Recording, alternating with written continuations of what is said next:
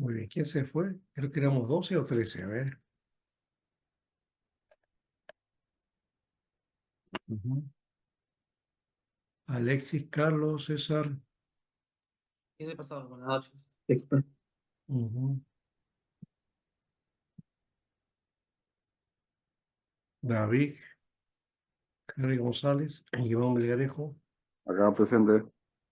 ¿quién más Está está?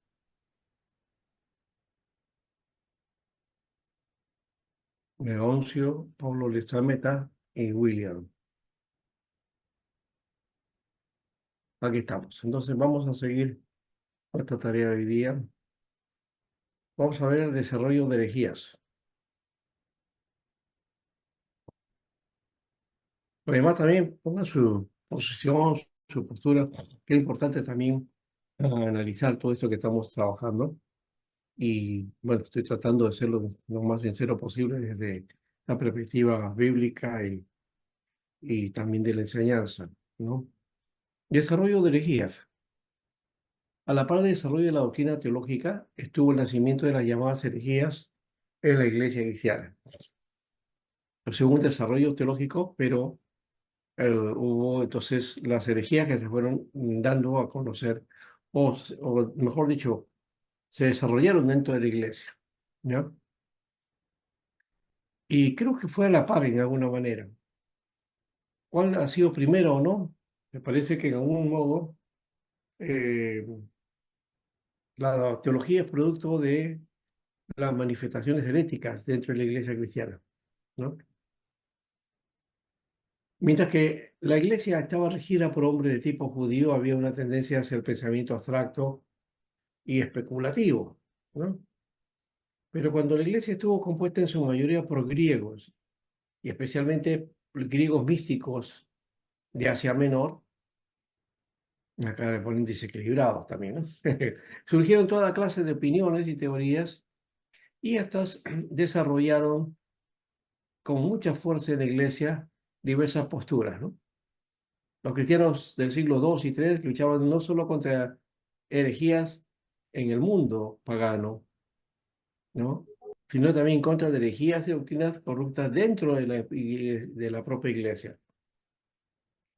Y también aquí tenía que definir, ¿no? Porque lo que salía de la iglesia o lo que se formaba dentro de la iglesia, realmente tenía que preguntarse, ¿es o no es doctrina? Un poco parecido a lo que ocurre hoy también, ¿no? Hay muchas cosas que se manifiestan que no son bíblicas, pero que se van forjando dentro de la propia iglesia. Y en este caso sí estoy hablando en forma general, no estoy hablando de la iglesia presbiteriana. Dos elementos que había que trabajar aquí en la perspectiva. Uno es hasta qué punto nuestra doctrina presbiteriana, cuánto de bíblica tiene. Y por otro lado es el aspecto de lo bíblico desde la perspectiva de la iglesia cristiana en general, ¿no? Entonces tenemos dos ángulos que mirar ahí, ¿no? ¿Cuál sería la posición de la iglesia presbiteriana en el consenso de las iglesias evangélicas? ¿Y cómo se están manifestando las iglesias evangélicas hoy día a la luz de la palabra, ¿no? Entonces, vamos a mirar aquí algunas de estos movimientos. Aquí están los ebionitas, por ejemplo, ¿no? Los ebionitas. La palabra hebrea ebión significa pobre. Estos eran cristianos judíos que insistían en las leyes y las costumbres judaicas que debían ser observadas. Es decir, cuando estamos hablando de ser observadas, es de que debían de ser practicadas, ¿no?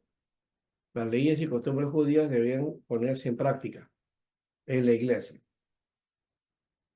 Estos ebionitas rechazaron a los escritos de Pablo, porque Pablo estaba en contra de o sea, no tenía esa posición, aunque él era judío, digamos, creyente en Cristo, ¿no?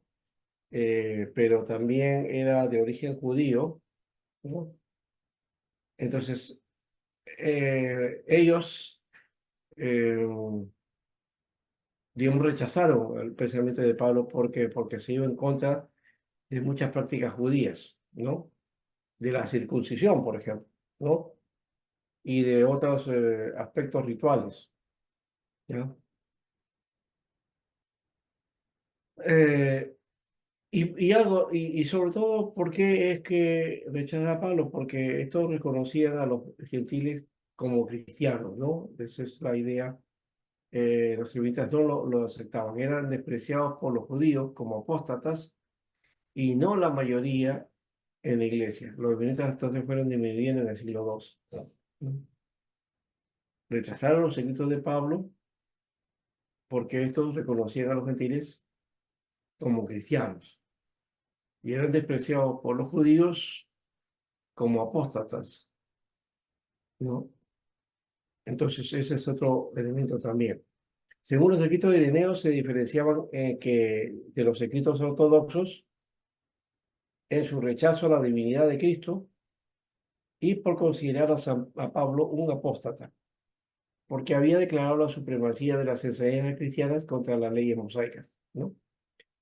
En el siglo III, Orígenes clasificó a los ebionitas en dos grupos: a aquellos que creían en el nacimiento virginal y a aquellos que lo rechazaban, no estaban de acuerdo. Para ambos grupos eran sagrados tanto el Shabbat judío como el día cristiano del Señor, y añoraban el establecimiento del reino mesiánico en Jerusalén. Se sabe que en el siglo V en Siria y en tierra de Israel existían aún algunos miembros de este grupo. Ya hoy día no existen los ebionitas. Los docetistas.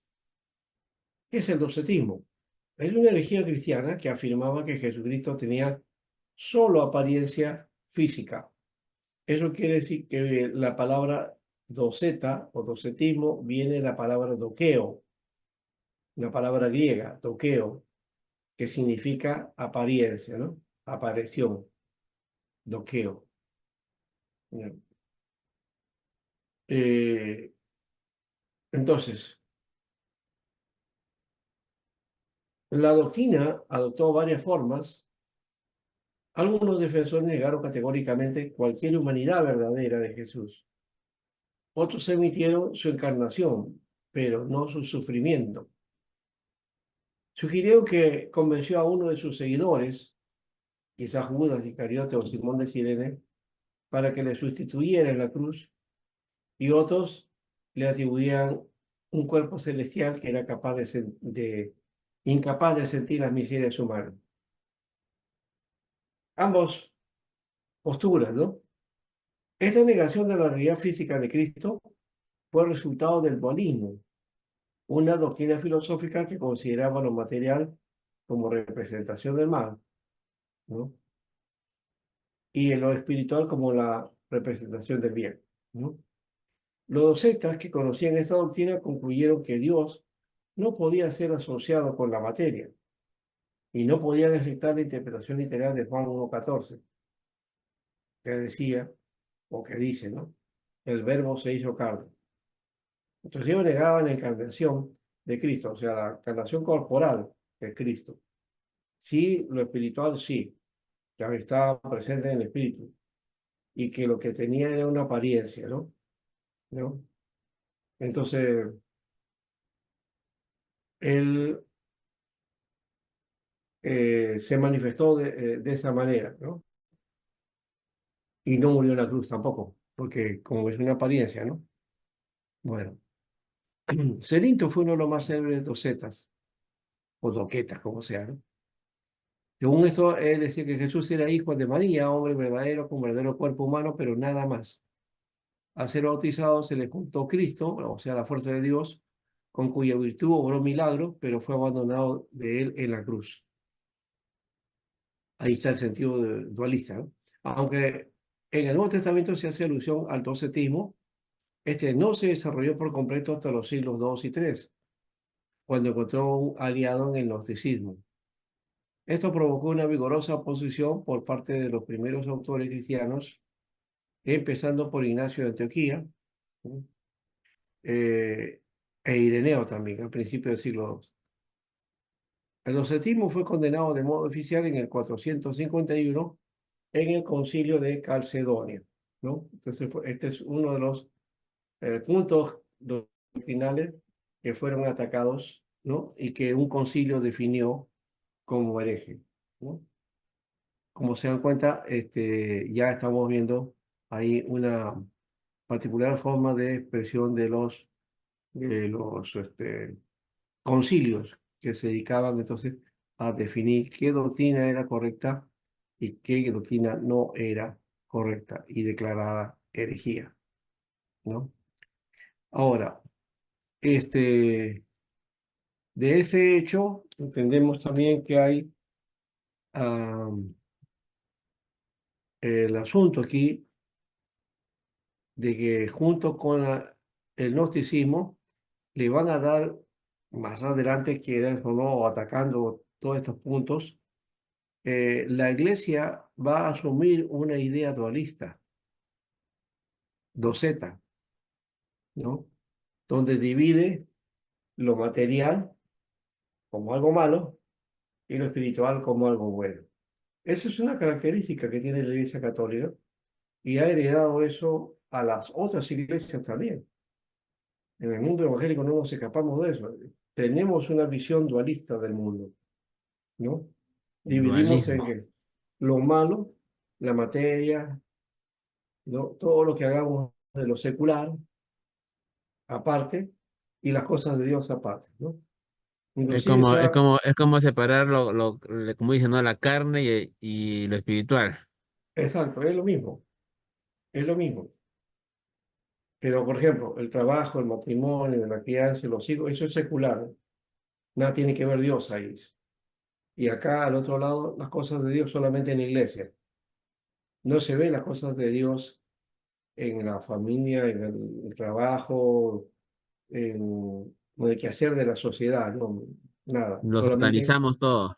sí, todo se sataniza y en el templo ahí sí, la manifestación de Dios, ¿no? Eso es puro dualismo. Y ese concepto existe en la iglesia hoy. Vas a cualquier iglesia, vas a hacer eso mismo, ¿no? ¿Cuántos hermanos dicen, tú le dices, ¿y estás sirviendo al Señor? No, no tengo tiempo porque mi trabajo secular me lo impide. ¿Qué, qué concepto tiene de servicio de Dios? Que tiene que hacerlo en la iglesia. Si no no hace ninguna cosa, no tiene un cargo en la iglesia, entonces no está sirviendo a Dios. Ha reducido el servicio a Dios solamente a actividades que la iglesia tiene, ¿no? Pero el servicio a Dios no se reduce al servicio de la iglesia o a las actividades que hace la iglesia, ¿ya? Es más que eso. Sí, bueno, si tienes alguna tarea que hacer en la iglesia, pero también puedes dar testimonio afuera, ¿no? Y hacer una labor, ¿no? Como iglesia de Cristo, porque tú eres iglesia de Cristo, en el lugar donde tú tienes influencia. Y ahí estás sirviendo al Señor, ahí puedes ganar mucha gente, muchas personas para Cristo, ¿verdad? Pero lo que pasa es que queremos que venga a la iglesia la gente para que ahí los ganemos, ¿no? No, pues hay que hacer el trabajo, ¿no? Muy bien. Ahora vamos a los gnósticos. Estos también, entonces, son los que también nos dan ese sentido. Y cuando estaba hablando de los docetas aquí, cuando en el Nuevo Testamento se hay alusión al docetismo o alusión al gnosticismo, al dualismo, diría. Por ejemplo, Juan trabaja mucho eso, ¿no? Juan trabaja en pensamiento dual. Dice vida, muerte, luz, tinieblas, ¿no? Eh, Después dice, ¿qué más? El pecado, ¿no? Santidad, ¿no? O sea, todo lo que sean contrarios, pero en forma dual. Eso lo vas a encontrar en el Evangelio de Juan, ¿no? Y Pablo también, de alguna manera, en algunos momentos habla de esa manera, ¿no? En las epístolas. Ahora, los gnósticos, del griego gnosis, conocimiento, se levantaron en el Asia Menor y era un injerto del cristianismo sobre el paganismo, ¿no? Bueno, es lo que planteamos, aunque eso viene del mundo de la filosofía platónica, ¿no? El neoplatonismo trajo eso, ya que te reconocer que Agustín fue neoplatónico, ¿no? Y el neoplatonismo entró a la iglesia con fuerza y le dio un carácter muy particular hasta hoy día, ¿no? Entonces podemos decir que hay un cristianismo no platónico que viene de la iglesia primitiva y un cristianismo eh, neoplatónico, ¿no? Que es posterior a los apóstoles, ¿no? Ahora, ellos creían en un Dios supremo que emanaba un gran número de deidades inferiores, algunos buenos y otros malos, y por medio de estas deidades crea el mundo con su mezcla de bien y mal, ¿no? Y de esa manera ven a Cristo como una de esas emanaciones, ¿no? Que le llaman eones, ¿no? En algunos casos también le llaman el demiurgo.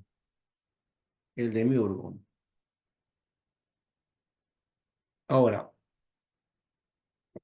este, la naturaleza divina entonces estuvo morando por un tiempo en Cristo y interpretaba las escrituras de manera alegórica, haciendo que cada declaración significara lo más adecuado al intérprete, floreciendo y floreció en el siglo XII, ¿no?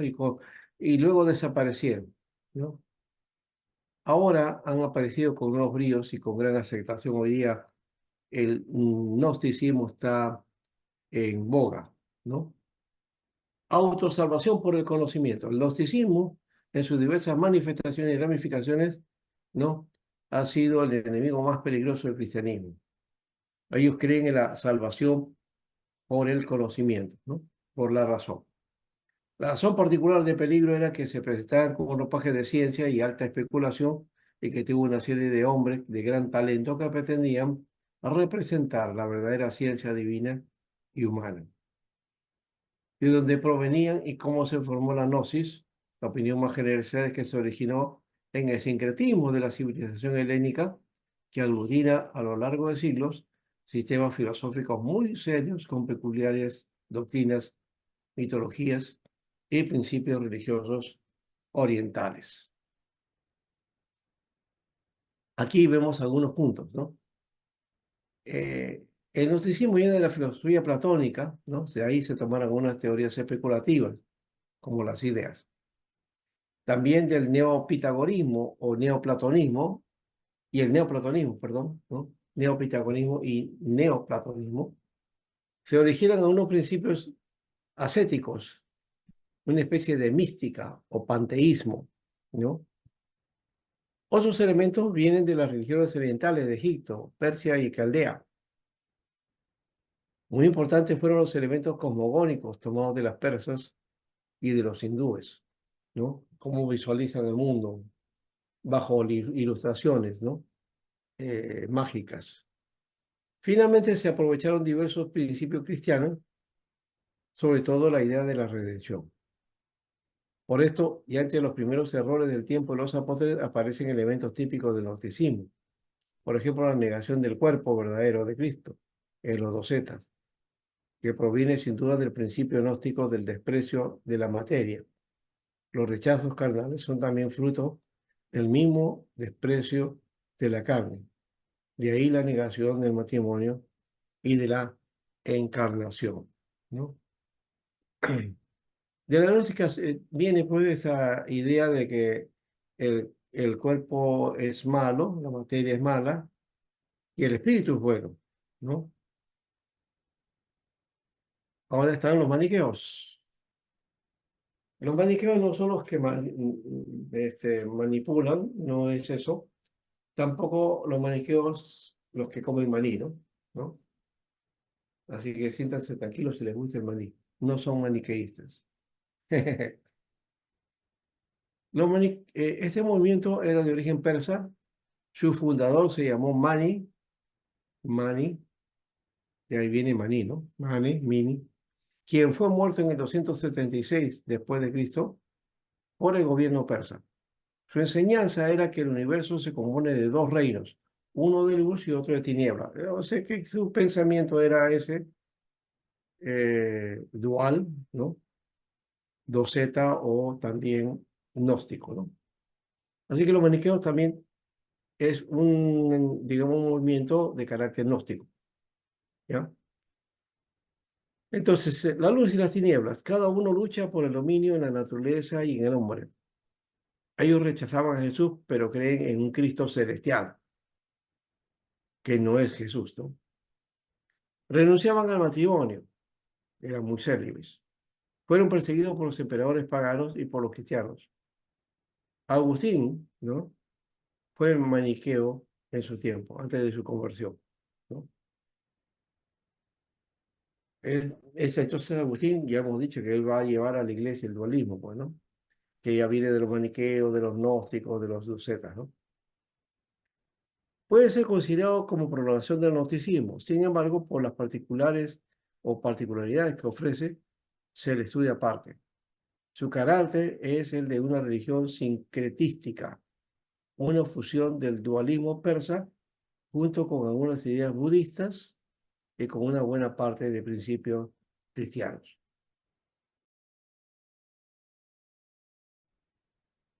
Las actividades de Bani. Sobre el desarrollo del maniqueísmo se conocía muy poco, en concreto hasta que a principios del siglo XX multitud de hallazgos en excavaciones han dado luz a este movimiento, ¿no? Sin particularmente importantes los escritos de Mani que se han descubierto recientemente. Mani practicaba ya en la India hacia el año 240.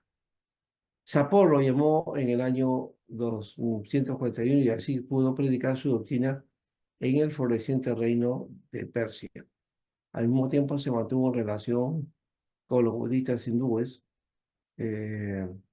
Con su gran actividad ganó muchos adeptos, pero al fin y al cabo cayó en desgracia de Sapor y tuvo que escapar. Muerto Sapor en el 272 volvió a Persia, donde propagó sus nuevas ideas y luego, algunos años después, fue preso y ajusticiado. Sus discípulos celebran con gran entusiasmo el día de la muerte de Mani con el título de cátedra, ¿no? Uno de los rasgos característicos de Mani es su habilidad en asimilar y acomodar los diversos elementos religiosos que fue conociendo. El cristianismo lo conoció en Persia. El manicaísmo produjo en los siglos III y IV un gran revuelo en todo el Imperio Romano y sobre todo en el Oriente, ¿no? Provocó fanatismo religioso. Por esto, los emperadores romanos tuvieron que intervenir dictando penas severísimas y aún la muerte contra los maniqueos. Las ideas difundidas por ellos echaron hondas raíces en todas partes y así muchas herejías medievales se pueden considerar como retoños de maniqueísmo. Ahora pasamos a los montanistas. Los montanistas son un movimiento muy característico, parecido al pentecostalismo.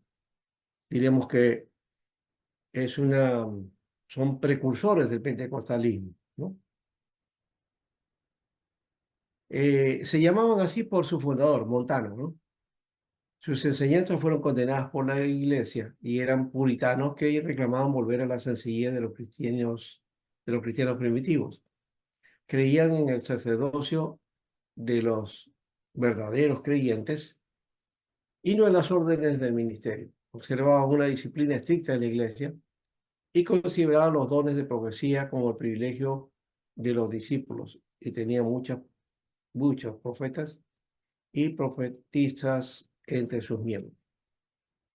Cuando comenzaba a declinar el movimiento gnóstico, se inició en el Oriente otro de carácter diverso que salió de las mismas entrañas del cristianismo. El carácter de la nueva secta era completamente diverso de los gnósticos, pues mientras estos se basaban en muchos principios ajenos al cristianismo, los montanistas pretendían representar la esencia de la iglesia. Bueno, un movimiento que también tuvo esa enfermedad de creer que es la verdadera iglesia, ¿no? La ocasión de esta secta de profetas iluminados y visionarios la ofreció el hecho de que en los primeros años abundaba mucho entre los fieles el carisma de la profecía. De ahí tomaron pie algunos para presentarse como inspirados por el Espíritu Santo. El caso de la diaquea y el pastor de Hermas ponen a los fieles guardas en contra de este peligro. En este ambiente se presentó Montano por el año 172 en Frigia y comenzó a profetizar. Dos mujeres, Maximina y Priscila, que hacían eco. No enseñaban doctrinas especiales, pero anunciaban que el mundo iba a terminar pronto. Esto fanatizó a mucha gente. Montano y los dos profetistas continuaron con gran entusiasmo, invitando a, a más, a los dos profetistas continuaron con gran entusiasmo, invitando a las más rigurosas penitencias, y Montano, que se presentaba como espíritu, o sea, como el Paráclito, él decía ser Espíritu Santo, ¿ya? Eh, lo hacía por medio de sus éxtasis o la inspiración inmediata del cielo, ¿no?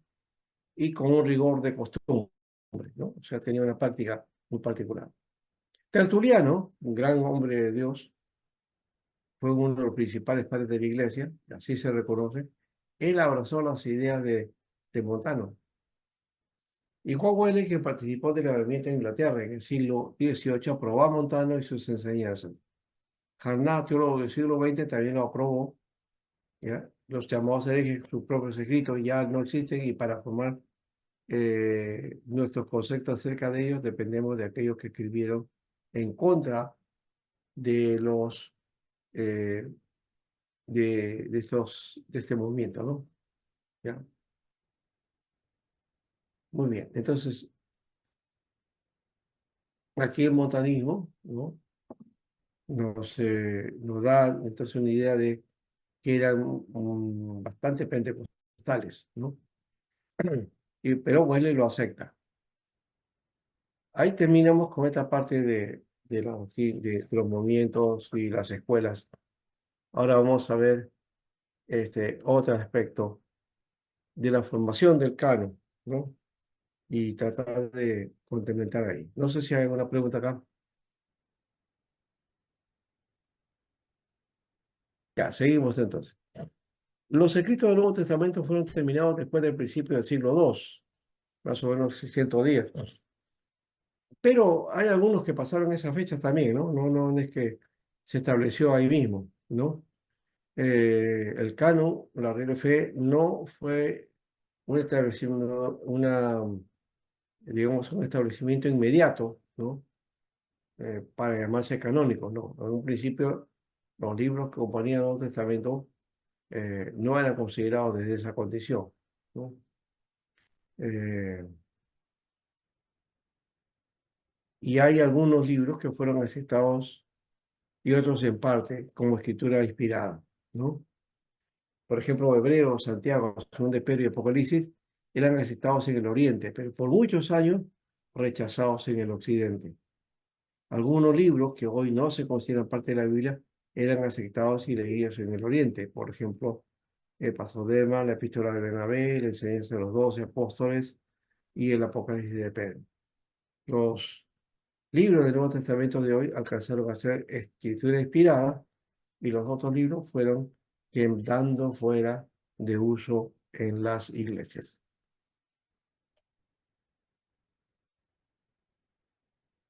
Ujú.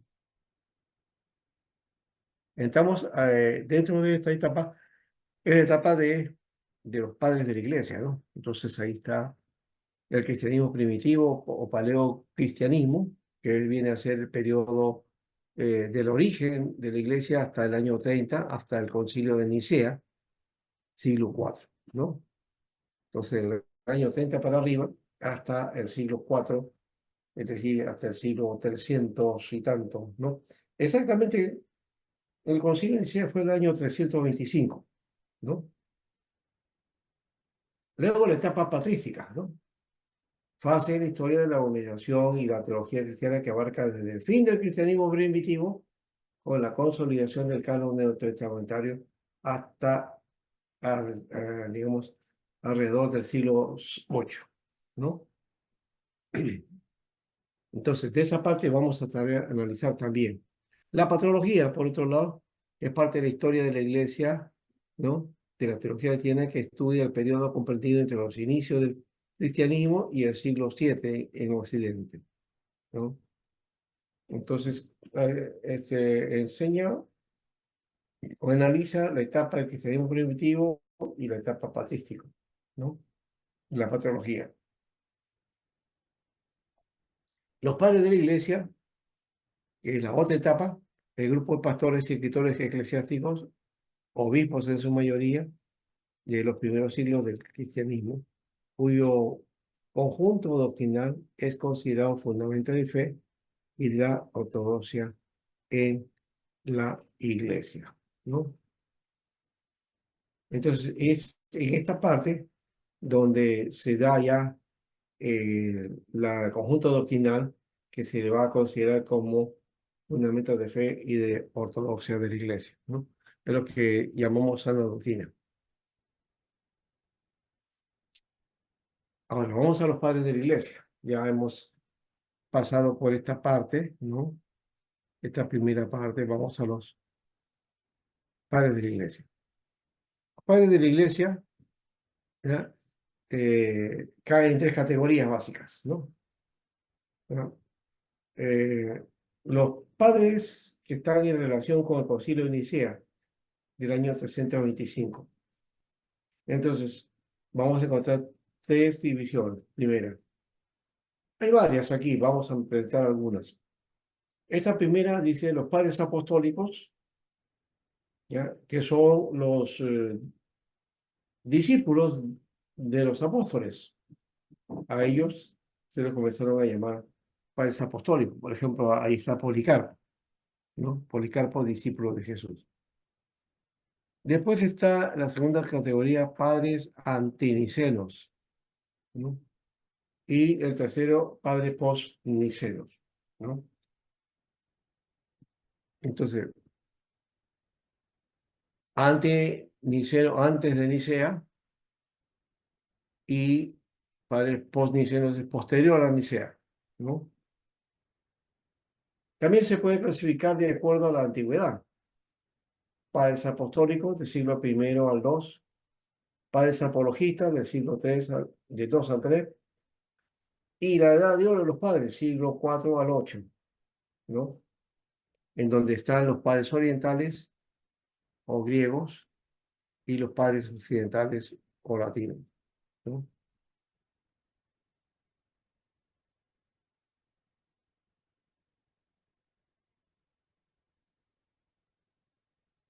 Aquí vemos esta figura, los padres apostólicos, estamos en esta parte de la primera parte de las tres divisiones de los padres de la iglesia.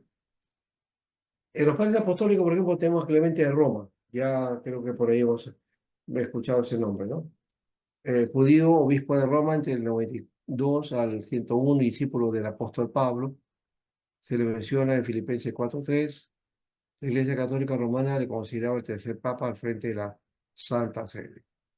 Ignacio de Antioquía, obispo de Antioquía, mártir en el circo romano en el año 110 después de Cristo, discípulo de los apóstoles Pedro y Pablo, ¿no?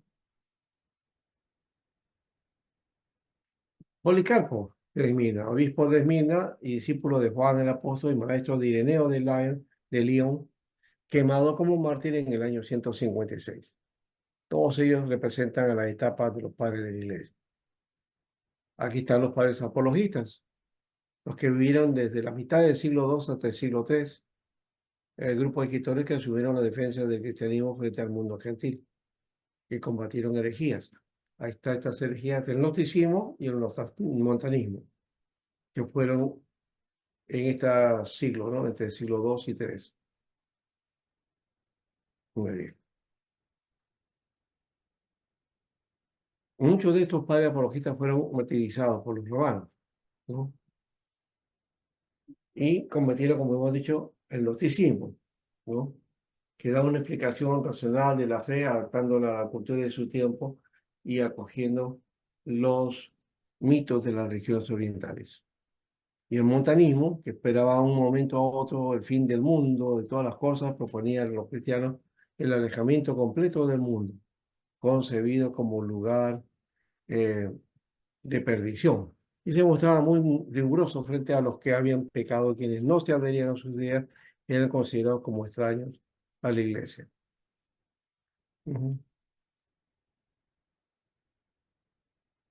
Aquí entonces está Ireneo de Lyon, o León, un defensor de la ortodoxia y del Evangelio entre sus escritos. Están contra las herejías, denuncia y refutación de la falsa gnosis, y el otro libro, Epitexis, demostración de la predicación apostólica.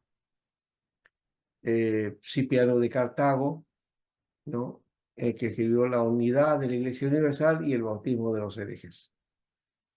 Tertuliano de Cartago, padre de la Iglesia y hereje, ¿no? Que nos da un tema sobre el origen de la doctrina de la Trinidad. Muy bien. Eh, Ese es el Tertuliano de Cartago, ¿no? En el caso de Cipriano de Cartago es la unidad de la Iglesia Universal y el bautismo de los herejes, ¿no?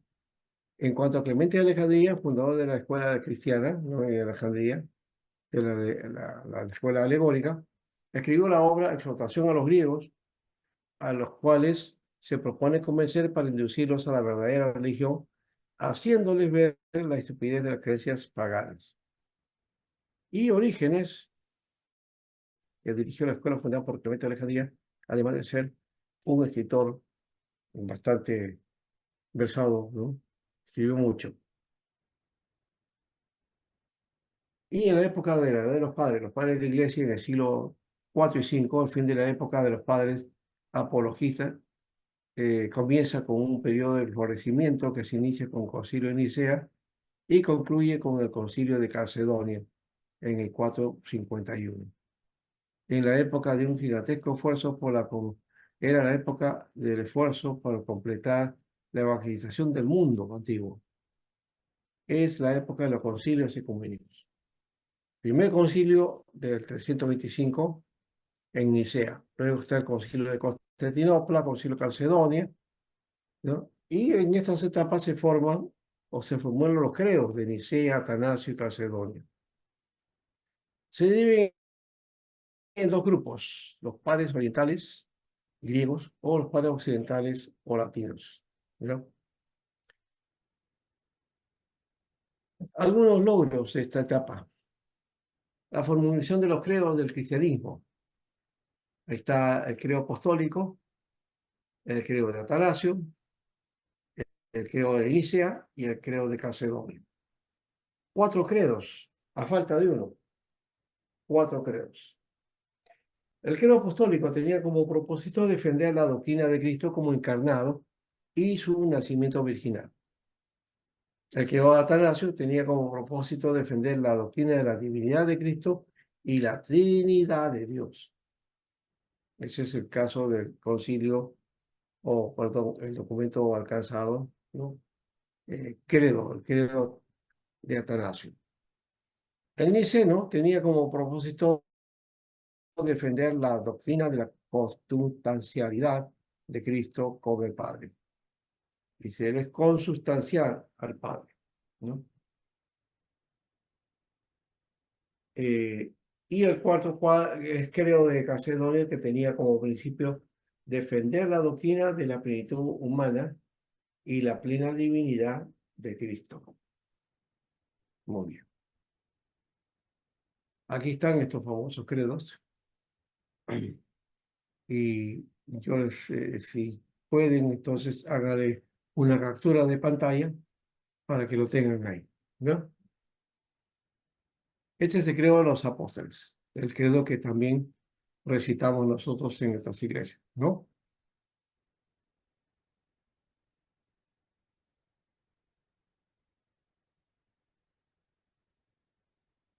Muy bien. ¿Quiere leerlo alguien? Yo lo leo, pastor. Ya, Carlos. Creo en Dios, el Padre Todopoderoso, Creador del cielo y la tierra. Creo en Jesucristo, su unigénito Hijo, nuestro Señor. Fue concebido por el Espíritu Santo y nacido de la Virgen María. Sufrió bajo Poncio Pilato, fue crucificado, murió y fue enterrado. Descendió a los infiernos, al tercer día resucitó, ascendió a los cielos y está sentado a la diestra de Dios, el Padre Todopoderoso. De allí él volverá a juzgar a los vivos y a los muertos. Creo en el Espíritu Santo, la Santa Iglesia Católica, la comunión de los santos, el perdón de los pecados, la resurrección del cuerpo y la vida eterna. Amén. Católica en mayúscula significa la Iglesia Universal, el cuerpo de Cristo, y es aceptado por protestantes y católicos romanos. Ya, muy bien. Bueno, solamente voy a leer el credo, en todo caso, ¿no? La otra parte que es la parte, digamos, de explicación, Complementaria. esa es complementaria, ¿no? Ya. Bien, vamos a otra, el credo de Atanasio. ¿Alguien lo puede leer? César Yo, Chávez, ya.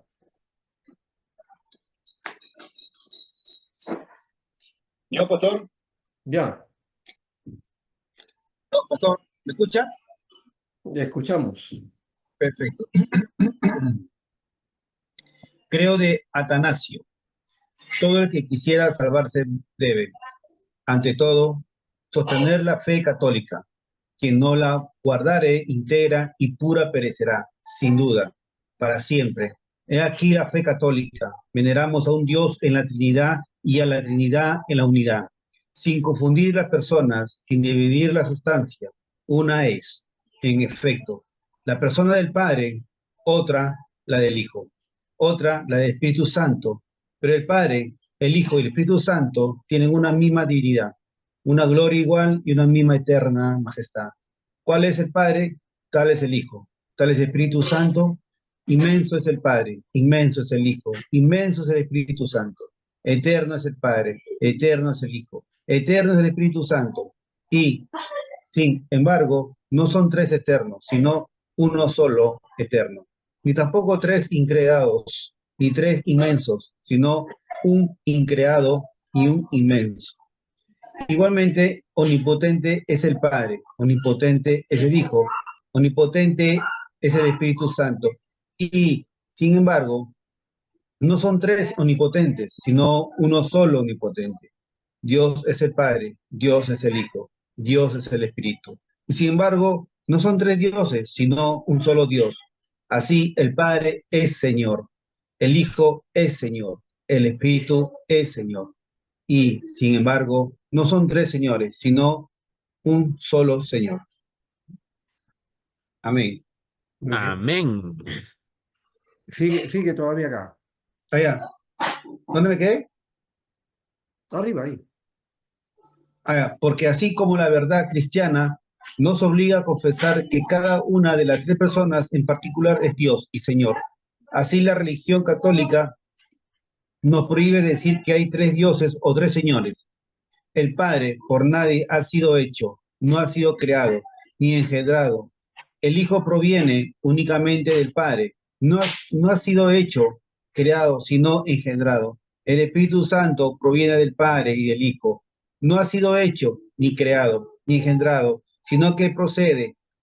Hay, por siguiente, un solo Padre, no tres padres, un solo Hijo, no tres hijos, un solo Espíritu Santo, no tres Espíritus Santos. Y en esta Trinidad nadie es antes o después, nadie es mayor o menor, sino que las tres personas son iguales eternas y del mismo modo iguales. De suerte que en todo, como ya se ha dicho antes, hay que venerar la unidad de la Trinidad, y la Trinidad y la unidad. El que quiera, pues, ser salvo, debe creer todo esto acerca de la Trinidad. Muy bien. Creo que ¿Sigo? esta es la parte final. Sí, ¿Sigo? sí. Pero es necesario para la eterna salvación creer fielmente también en la encarnación de nuestro Señor Jesucristo. He aquí la fe ortodoxa, creer y confesar que nuestro Señor Jesucristo es el Hijo de Dios, Dios y hombre es Dios, de la sustancia del Padre, engendrado antes de los siglos, y es hombre de la sustancia de su madre, nacido en el tiempo de Dios perfecto, hombre perfecto, de una alma y un cuerpo humano, igual al Padre según la divinidad, inferior al Padre según la humanidad, Aun cuando Él sea Dios y hombre, no hay, sin embargo, dos Cristos, sino solo Cristo, uno solo Cristo, uno, no porque la divinidad se haya convertido en carne, sino porque la humanidad ha sido asumida en Dios, uno absolutamente, no por una mezcla de sustancia, sino por la unidad de la persona. ¿Por qué? De la misma manera que al alma racional y el cuerpo hace un hombre, así Dios y el hombre hacen un solo Cristo, el cual padeció por nuestra salvación, descendió a los infiernos, al tercer día resucitó entre los muertos, subió a los cielos, está sentado a la diestra de Dios, Padre omnipotente, de ahí vendrá a juzgar a los vivos y a los muertos. A su venida todos los hombres resucitarán con sus cuerpos y darán cuenta de sus propios actos, y los que obran bien irán a la vida eterna, los que obraron mal al fuego eterno. Esta es la fe católica. Quien no la creyere fiel y firmemente no podrá salvarse. Muy bien. Dice fe católica, pero esto está en el sentido de universal, ¿no? Universal. Y el credo de Nicea. Otro, ya no Carlos ni Enrique, sino otro. Ahí leo yo, pastor. Ya, David. Creo en Nicea. Creemos en un solo Dios, Padre Todopoderoso, Creador del cielo y la tierra, de todo lo visible y lo invisible. Creemos en un solo Señor, Jesucristo, Hijo único de Dios, nació del Padre antes de todos los siglos. Dios de Dios, luz de luz, Dios verdadero de Dios verdadero, engendrado, no creado, de la misma naturaleza que el Padre, por quien todo fue hecho, que por nosotros los hombres y por nuestra salvación bajó del cielo, y por obra del Espíritu Santo se encarnó en María, virgen, y se hizo hombre. Y por nuestra causa fue crucificado en tiempo de Poncio Pilato, padeció y fue sepultado. Y resucitó el tercer día, según las Escrituras, y subió al cielo. Y está sentado a la derecha del Padre. Y de nuevo vendrá con gloria para juzgar a vivos y muertos, y su reino no tendrá fin. Creemos en el Espíritu Santo, Señor y dador de vida, que procede del Padre y del Hijo. Con el Padre y el Hijo recibe una misma adoración y gloria, y que habló por los profetas. Creemos en la Iglesia, que es una santa, católica y apostólica. Reconocemos un solo bautismo para el perdón de los pecados. Esperamos la resurrección de los muertos y la vida del mundo futuro. Amén. Muy bien. Otra vez la palabra católica como sentido de universal, ¿no? Y el credo de Calcedonia, a ver, otro, un cuarto lector. Yo, pastor. Pablo, ya. Credo de Calcedonia. Nosotros entonces, siguiendo a los santos padres, todos de común consentimiento, enseñamos a los hombres a confesar a uno y el mismo Hijo, nuestro Señor Jesucristo, el mismo perfecto de deidad y también de perfecto en humanidad, verdadero Dios y verdadero hombre, de cuerpo y alma, racional, consustancial, ¿no? En el Padre, de acuerdo a la deidad, y consustancial con nosotros, de acuerdo a la humanidad, en todas las cosas como nosotros, sin pecado, engendrado del Padre antes de todo las edades, de acuerdo a la deidad, y en estos postreros días, para nosotros y por nuestra salvación, nacidos de la Virgen María, de acuerdo a la humanidad, uno y el mismo Cristo, Hijo, Señor unigénito, para ser reconocido en dos naturalezas inconfundibles, incambiables, indivisibles, inseparables. Por ningún medio de distinción de naturaleza desaparece. Por la unión más bien es perseverada la piedad de cada naturaleza y concurrente en una persona y una sustancia, no partita ni divina, en dos personas, sino uno y el mismo Hijo y unigénito. Dios, la palabra, el Señor Jesucristo, como los profetas del mismo principio lo han declarado, Señor Jesucristo, como los profetas lo han declarado, Señor Jesús, con respecto a Él. Y con el Señor Jesucristo mismo nos lo ha enseñado y el credo de los santos padres que no han sido dados. Y amén. Amén. que nos ha sido dado. Muy bien, Sí, doctor. gracias. Y hemos leído los 4 credos. Son 4 credos que hay, bueno. De estos 4 credos hay 2 que se utilizan, por lo menos en la Iglesia Católica, en la misa se hace lectura, ¿no? O rezo de estos 2, es el credo de Nicea y el credo de los apóstoles, ¿no? Esos son los dos credos que se dan en la misa, ¿no? En el caso nuestro solamente utilizamos el credo de los apóstoles, que tiene ese nombre, pero que no se conoce el origen, no se sabe de quiénes son, ¿no? Pero por la forma del el resumen que hay aquí, entonces tiene carácter apostólico. Por eso se llama credo de los apóstoles, ¿no? Y el credo de Nicea, que es también una particular, y son los dos son resumidos y por eso es que se utilizan para la misa, ¿no?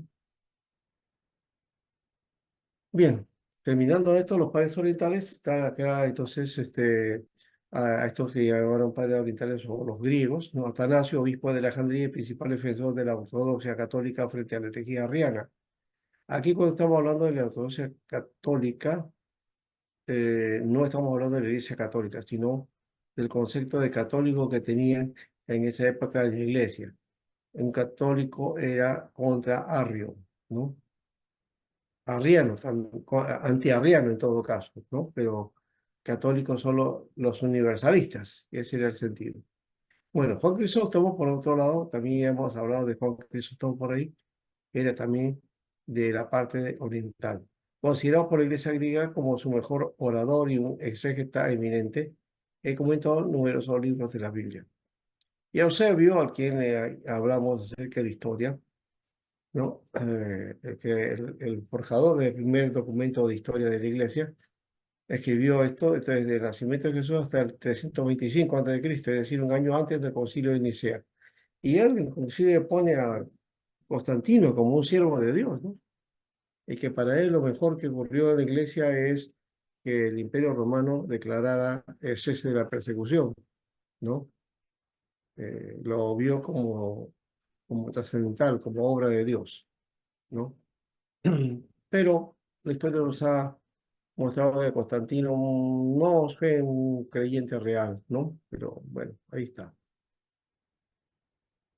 De los padres occidentales está, o los llamados latinos, Ambrosio, ¿no? Responsable de que el emperador Constantino se convirtiera al cristianismo. Y Jerónimo, quien tradujo el Nuevo Testamento griego a la Vulgata. Bueno, no solamente el Nuevo Testamento, toda la Biblia, ¿no? En la Vulgata. Agustín de Hipona, quien es a menudo llamado el padre de la Iglesia, ¿no? Por su gran obra en la doctrina de la Iglesia. Agustín entonces nos pone a nosotros, Hipona se pega, ¿no? Agustín de Hipona, ¿no? Hipona es el lugar donde nació, creo, parece. Su obra, entonces, importante es la formación de la doctrina de la Iglesia, ¿no? Hasta ahí tenemos esta parte. Y aquí tenemos los concilios. Ya ustedes han trabajado eso, ¿verdad? ¿Qué me pueden decir acerca de los concilios? Creo que Carlos me ha mandado su trabajo. ¿Alguien más? Yo también le envié, pastor. Sí, Pablo, sí, sí. Pastor, mil Ya, disculpas, si me podría dar paso esta mañana, por favor, de mandar el trabajo. ya, claro, ya, perfecto. Gracias, pastor. Bueno, pero ¿cómo lo han visto? A ver, los que han trabajado y los demás también tienen que presentar, ¿ya? ¿Cómo, cómo han visto esta parte de los concilios? ¿Qué han encontrado?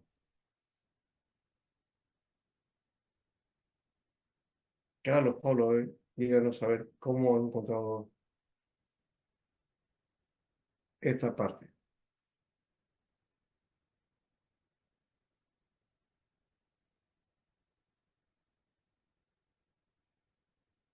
Ujú.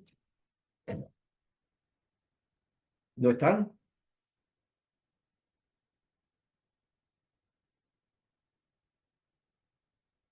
Bueno, voy avanzando en esta parte. En cuanto los concilios ratificaron la elección hecha por las iglesias el reconocimiento del Nuevo Testamento, los libros que integran el canon del Nuevo Testamento, o sea, de los libros inspirados, ¿no? Que fue uno de los elementos vitales de aquí, ¿no? Muchos libros que fueron llamados apócrifos fueron rechazados por las iglesias y no fueron considerados en el canon del Nuevo Testamento. Además de esta labor, establecieron la doctrina y los dogmas ante las diversas herejías que se levantaron al interior de la iglesia. O sea, el motivo es que al levantarse falsas enseñanzas o enseñanzas medio extrañas, entonces los obispos comenzaban a hacer sus asambleas para deliberar y ver cuánto de eso era bíblico o no, ¿no? Y así, en algunos casos, declaraban herejes a los movimientos, ¿no? Estos que estaban dentro de la iglesia. Estos concilios se reunieron obispos de toda la iglesia contra las herejías, por eso se le conoció como concilios ecuménicos. Eran de todos los lugares, ¿no? Tuvieron gran importancia en la profundización de la doctrina trinitaria y cristológica, ¿no? El concilio de Nicea, donde se declara que Jesucristo es verdadero Dios de la misma naturaleza que el Padre, contra el error de Arrio. El concilio primero de Constantinopla, que enseñó la divinidad del Espíritu Santo contra el error de Macedonia. El concilio de Éfeso, ¿no? En Cristo hay una sola persona y la Virgen es Madre de Dios. Así se fue declarado en el concilio. Y se ataca la herejía del Nestorio, el nestorianismo. El concilio de Calcedonia, 451, la definición fue que en Cristo hay una sola persona divina y dos naturalezas, la divina y la humana, porque es verdadero Dios y verdadero hombre, ¿no? Y este concilio declaró a la herejía de Eutíquez, ¿no? O sea, la enseñanza de Eutíquez como hereje, ¿ya? Se le conoce también como el eutiquismo.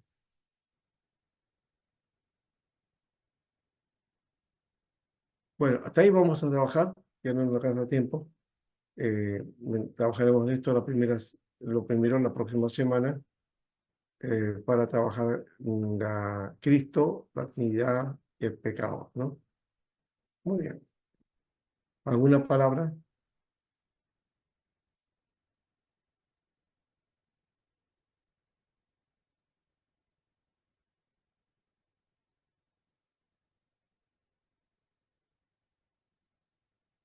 ¿Qué les ha parecido? ¿Sencillo, difícil, conflictivo? A ver, aclarado algunas cosas, de repente al revés, hay más dudas. No, A ver, está bien, pastor. Más bien, nos hace recordar, también la clase que hemos llevado de la iglesia medieval. ya, sí, sí. Entonces ahí también hemos llevado con usted. Estamos haciendo repasos y repasos y repasos. Eso es bueno. No, claro, Nos hace pero acá recordar. estamos haciendo más el asunto de la Claro, doctrina. más, ya más un concepto, con conceptos más ya explícitos. Claro, pero Ujú. todo está como que hilado, ¿no? Así es, así es. Está claro, todo está aislado. Mm. ¿Hilado o aislado? No. Hilado. Claro, muy bien. Bueno, los demás también tienen que compartir, ¿no? Vamos a ver. Está Ahora sí vamos profundizando más, cerrando. pastor. Ah, Está profundizando más, ¿no? El tema importante que está explicando usted, claro, ¿no? Y muchas dudas estamos aprendiendo también claro. para Bueno, Y poder... lo que se recalca más para todos los concilios, como ustedes saben, hay concilios que, por ejemplo, hablan de la Trinidad, pero a la vez también, cometen también errores, ¿no? Y se le pone como herejía también. O sea, tienen cosas buenas y a la vez también tienen conceptos Sí, herejes. exacto, exacto. Por No está ejemplo, cien por ciento el bien. de Calcedonia, el de Éfeso, cuando hablan acerca de la naturaleza de Jesús, ¿no? ¿No? Divina humana, dice que tiene dos naturalezas, Mm, ¿ya? A eso María, se le Madre de conoce Dios. como el diofisismo, y entonces había otros que iban contra el diofisismo, ¿no? ¿Ya? Y surge el monofisismo, ¿no? Una sola naturaleza expresada en dos, ¿no? Divina y humana. Eso fue atacado. Pero ese pensamiento no está malo tampoco, ¿no? Aunque fue declarado hereje, es parte de lo que la posibilidad, ¿no? El problema está en cómo entendemos naturaleza y persona, que para nosotros tiene otro concepto, ¿no? En cómo se entendía en ese tiempo. Eso es lo principal, ¿no? Pero igual creo que tiene que ver con el aspecto de la unidad, ¿no? Y la consustancialidad de Cristo, ¿no? Que muchas veces fue por ahí confundido. Arrio lo confundió en parte también eso, ¿no? ¿No? Muy bien, vamos entonces ahora sí a nuestro tiempo y les mandé entonces un trabajito, ¿no? ¿Cuál es el trabajo que tenemos que hacer? La consulta acerca de cosas, de cuál es el tipo de ¿Qué tipo de iglesia presbiterianismo. presbiteriana Claro, son? ¿qué tipo de iglesia Pero, presbiteriana? iglesia, ¿qué línea? ¿Cuál es la línea? ¿No? Y entonces te preguntan a los misioneros, ¿no? Sí, pastor, vamos a Ya. preguntar. Ahí podemos descubrir que de repente hay varias facetas. No lo sé. Bueno, vamos a ver. Ya. Dios les bendiga, hermanos. Será hasta la próxima Bendiciones, semana pastor. con ustedes. Ya. El jueves nos vemos con el otro grupo. Bendiciones, Bendiciones. bendiciones, pastores. Ya. Ya,